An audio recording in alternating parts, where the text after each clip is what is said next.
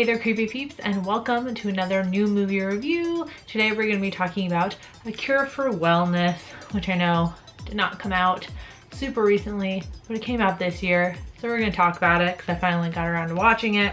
So it's directed by Gore Verbinski, obviously, and it's about a young workaholic played by, what's his name? Dane DeHaan, I think that's how you say it. So he's a young workaholic and he's sent to retrieve his CEO from this wellness center or clinic or something in the Swiss Alps, and he becomes entangled in the mystery and kind of trapped in the wellness center as he kind of becomes a patient. So what I liked about A Cure for Wellness, it's beautifully shot. It has the same kind of like color scheme that The Ring has, which Gore Verbinski also directed. It has that same like really nice kind of like overcast, muted color palette that I really like. It kind of just makes, I don't know, I really like that aesthetic. It's really pretty. And the on location shooting, I think I read that it was filmed in Germany somewhere, but fucking beautiful wherever they were. Really beautiful, and I loved how clean and symmetrical the sets were in the wellness clinic. Like everything was very symmetrically framed and clean and sterile looking, and it looks at the same time like, how do I describe it?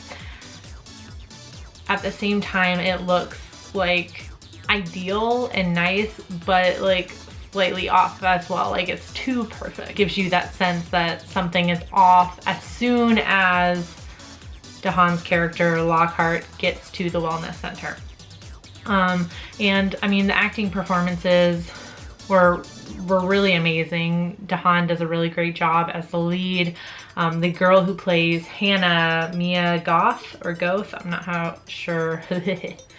I'm not sure how you say her name, but she does a fantastic job. And Jason Isaacs is in it, and I swear that man always plays like a villain or a creepy person or a bad person, and he's just so good at it. I'm sure he's had roles before where he's not been a villain, but he's just so good at being a villain, and this is no exception.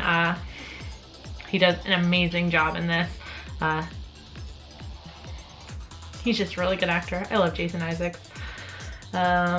Right, so what I didn't like about it, there's a very obvious kind of like commentary on the whole like, how do I want to describe this?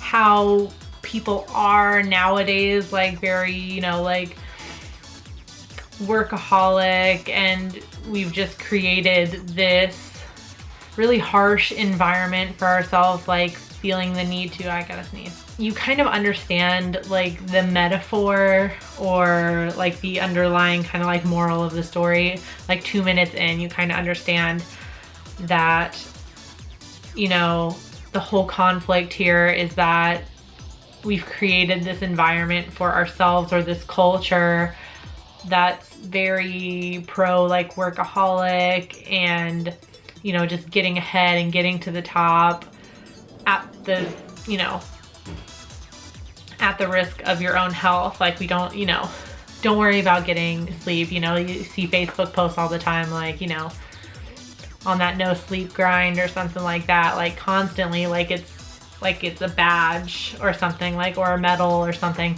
And I'm guilty of the same thing.